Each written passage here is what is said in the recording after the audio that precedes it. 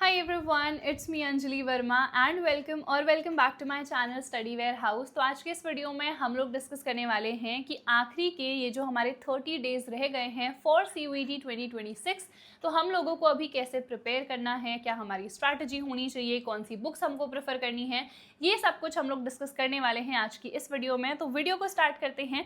सबसे पहली बात यार, अभी टाइम मैनेजमेंट बहुत ज़्यादा इंपॉर्टेंट है क्योंकि वी ओनली हैव 30 डेज। ऐसा नहीं है कि एक साल का टाइम मिल गया है बोर्ड एग्जाम की तरह तो अच्छे तरीके से प्रिपेयर करेंगे, बहुत ज़्यादा टाइम है देखा जाएगा, ऐसा बिल्कुल भी नहीं है। सिर्फ और सिर्फ 30 डेज हमारे पास हैं, तो विच मीन्स हमें इन 30 डेज को अच्छे तरीके से यूटिलाइज करना पड़ेगा, ठीक है। विच मीन्स हमारे पास एक मंथ है। अब इस एक मंथ को अगर मैं वीक में डिवाइड कर दूं, है ना, तो यहाँ पे हमारे पास ऑलमोस्ट 4 हफ्ते हैं।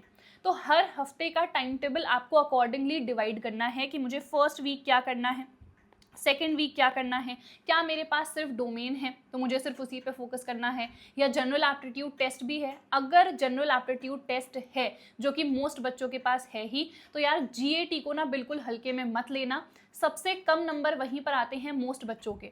तो जनरल एप्टीट्यूड टेस्ट पे आपको बहुत अच्छे तरीके से फोकस करना है। एंड यहाँ पे ना एक्चुअल में सिलेबस बहुत ज़्यादा है। इवन अगर आप लैंग्वेज देखोगे सिलेबस उतना ज़्यादा नहीं है, डोमेन तो आपने ऑलरेडी पढ़ रखा था, पर जनरल एप्टीट्यूड टेस्ट में सबसे ज़्यादा है, तो आपको सबसे ज़्यादा फोकस GAT पे ही करना है, ठीक है। तो टाइम मैनेजमेंट यार ये तो अपने हिसाब से ही देखना पड़ेगा, कितने बजे उठ रहे हो, कितने बजे सो रहे हो, कब क्या प्रिपेयर कर रहे हो। इफ़ यू गाइज वांट कि मैं टाइम टेबल आप लोगों के लिए बनाऊं तो आप लोग मुझे कमेंट सेक्शन में बता देना, ठीक है। Smart work is more important than hard work, क्योंकि अभी सिर्फ 30 ही दिन है। ऐसा नहीं है कि मैं तुमसे कह दूं यार बहुत ज़्यादा मेहनत करो, तुम सो ही ना, ऐसा तो पॉसिबल है ही नहीं, है ना। सोना भी इंपॉर्टेंट है बट टाइम भी बहुत कम है, तो ये टाइम को सही तरीके से यूटिलाइज करना ही स्मार्ट वर्क है। तो स्मार्ट वर्क आप कैसे करोगे, तो सबसे पहले तो सिलेबस आप सभी लोगों को पता है। ये सिलेबस में से जो भी मोस्ट इंपॉर्टेंट टॉपिक्स हैं उनको आप लोग सबसे पहले निकाल लो। अब हमें कैसे पता चलेगा कि मोस्ट इंपॉर्टेंट टॉपिक्स क्या हैं?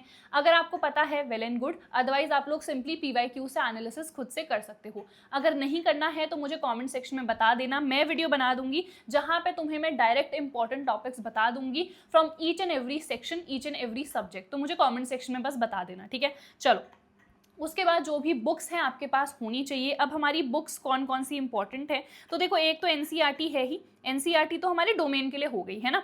बट अगर हम GAT की बात करें, अगर हम लैंग्वेज की बात करें, तो इसके लिए कोई हमारे पास स्पेसिफिक बुक है नहीं।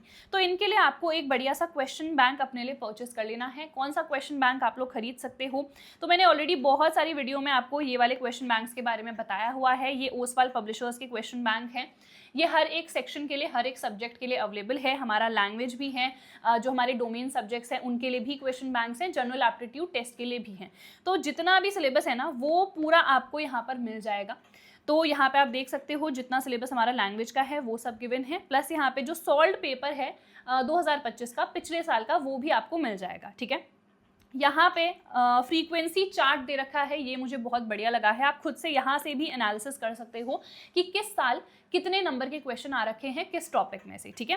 तो इस तरीके से पहले तो आपको नोट्स मिल जाएंगे, क्योंकि अभी मैंने आपसे कहा कि जो हमारा लैंग्वेज है, जनरल एप्टीट्यूड टेस्ट है, उसके लिए स्पेसिफिक तो हमारे पास कोई बुक थी नहीं NCERT जैसी, है ना। तो यहाँ पे पहले प्रॉपर एक्सप्लेनेशन मिल जाएगा हर एक टॉपिक का। उसके बाद देखो यहाँ पर क्वेश्चंस गिवन है, तो आप लोग पहले तो खुद से क्वेश्चन सॉल्व करो, ठीक है। अगर हो जाते हैं वेल एंड गुड, नहीं होते हैं तो यार यहाँ पे सोल्यूशन भी गिवन है। तो पहले तो खुद से जो भी आंसर चूज करो टिक कर लो, फिर यहाँ पे चेक कर लो कि भाई मेरा आंसर सही था या फिर नहीं था, ठीक है। 2025 का जो सॉल्व पेपर है वो भी आपको इसी बुक में मिल जाएगा। तो ये बुक की जो बाय लिंक है मैं डिस्क्रिप्शन में आप लोगों को प्रोवाइड कर दूंगी, आप लोग जल्दी से जाके अपने लिए परचेस कर लो, ठीक है। तो आई होप यार बुक्स कौन कौन सी आपको प्रेफर करनी है आपको समझ में आ गया होगा। आपको सही लेक्चर्स से पढ़ना है क्योंकि टाइम कम है। तो ऐसा नहीं है कि 10-20 घंटे के लेक्चर्स तुम लोग देख रहे हो, शॉर्ट लेक्चर्स देखने हैं जहां पे टू द पॉइंट चीजें पढ़ाई जा रही हैं। ये नहीं कि वहां पे एकदम लाइव लेक्चर है, कॉन्वर्जेशन हो रही है टीचर स्टूडेंट के बीच में। This is a time waste, ठीक है। अपने टाइम को सही तरीके से यूटिलाइज करो। चाहे अगर आपको लाइव लेक्चर भी देखना है, जब वो खत्म हो जाए तो 2x स्पीड में देखो उसको, ठीक है, अपना टाइम बचाओ। अब देखो दो ऑप्शंस हैं, या तो आप लोग वाईटी से पढ़ सकते हो या फिर आप बैचेस में भी एनरोल कर सकते हो। अब बैचेस में एनरोल करोगे तो आपको पता है पैसे जाएंगे, बट वहाँ पे एक तरीके से स्ट्रक्चर्ड तरीके से हमारी स्टडी होती है, ठीक है। तो आप बैच भी परचेस कर सकते हो, बट अगर आपको लगता है आप अफोर्ड नहीं कर सकते हो या एक महीने के लिए मैं क्या ही बैच खरीदूँ, तो आप सिंपली वाईटी से पढ़ सकते हो। पर वाईटी में जिन भी वीडियोज से आपको पढ़ना है ना, एक अलग सी खुद की प्लेलिस्ट पर्सनलाइज वाली होती है ना, उसको बना लो, सारी वीडियोज वहाँ पे ऐड ऑन कर दो और बस वो वीडियोज डाउनलोड करके फिर पढ़ो, ठीक है। नेट ऑन करके मत पढ़ना क्योंकि बहुत ज़्यादा डिस्ट्रैक्शन होती है, ठीक है। चलो आई होप यार ये सब समझ में आ गया होगा। एनसीईआरटी प्रेफर करनी है, क्वेश्चन बैंक आपको प्रेफर करने हैं, नोट्स अगर आपके पास हैं तो आप उनसे पढ़ सकते हो। देखो यहाँ पे दो काम आप लोग कर सकते हो, अगर आपके कोई सीनियर्स थे उनके पास जनरल एप्टीट्यूड टेस्ट के लैंग्वेज के नोट्स पड़े हैं तो आप उनसे ले सकते हो। बाकी फिजिक्स केमिस्ट्री मैथ्स या जो भी डोमेन वाले सब्जेक्ट्स हैं उनके तो नोट्स आपके पास होंगे ही, तो उनसे रिवाइज करो and then practice the questions, ठीक है। चलो ये भी समझ में आ गया है, आगे बढ़ जाते हैं। अब हम सेक्शन वाइज देख लेते हैं कि हमें कैसे कैसे प्रिपेयर करना है। तो सबसे पहले बात करते हैं लैंग्वेज की। तो देखो यहाँ पे रीडिंग करनी बहुत ज़्यादा इंपॉर्टेंट है, और रैंडम ये नहीं कि न्यूज़पेपर लेके बैठ गए हो, नहीं, रीडिंग करो पैसेजेस की ही, ठीक है। तो विच मीन्स एक तरीके से पैसेज को रीड करो एंड फिर क्वेश्चंस खुद से सॉल्व करने का ट्राई करो। This will definitely help you. बहुत सारे लोग कहते हैं वैसे कि न्यूज़पेपर रीडिंग करो, बट उसका कोई आउटकम मुझे लगता नहीं है। तुम्हें सिर्फ एक महीने में अभी पेपर देना है, ठीक है। जो न्यूज़पेपर रीडिंग की हैबिट वगैरह होती है वो सालों तक लगानी पड़ती है। तो अभी तुम लोग टाइम वेस्ट मत करो, टू द पॉइंट चीज़ें करो, ठीक है। तो डेली प्रैक्टिस करो but from the passages only. उसके बाद वोकैब की अगर मैं बात करूँ तो आपको पता है सिनोनिम, एंटोनिम, इडियम्स, फ्रेजेस ये सब आते हैं। ये स्पेसिफिकली मेंशन नहीं करा गया है, बट कुछ ना कुछ घुमा फिरा के आ ही जाता है, तो देख लेना। बहुत ज़्यादा इसको डिटेल में नहीं देखना है, इनको आपको ज़्यादा डिटेल में देखना है क्योंकि ये एग्जैक्टली मेंशन कर रखे हैं हमारे सिलेबस में, ठीक है। ग्रामर में जो बेसिक रूल है ना, सबसे पहले उनको रट लो अच्छे तरीके से। मुझे पता है कि बहुत सारे बच्चे एकदम मेरे जैसे होंगे कि अगर ये सुनने में अच्छा लग रहा है तो ये ग्रामेटिकली करेक्ट होगा, बट ऐसा नहीं होता है बहुत बारी। तो इसीलिए जितने भी रूल्स हैं उनको अच्छे तरीके से लर्न करो, तभी जाके आप इसको सॉल्व कर पाओगे, ठीक है। चलो क्वेश्चंस की अगर हम लोग बात करें तो जो हमारा 4 to 5 वाला वीक है, वैसे ये स्ट्रैटेजी मैंने पहले के लिए बनाई हुई थी आपके लिए, है ना। तो अभी ये वाला वीक तो नहीं आएगा, अब हम 3 to 4th वीक की बात करेंगे, ठीक है। तो आपको लास्ट में जितना भी टाइम आपको मिल रहा है, वैसे तो सिर्फ 4th वीक में ही करना है, ठीक है।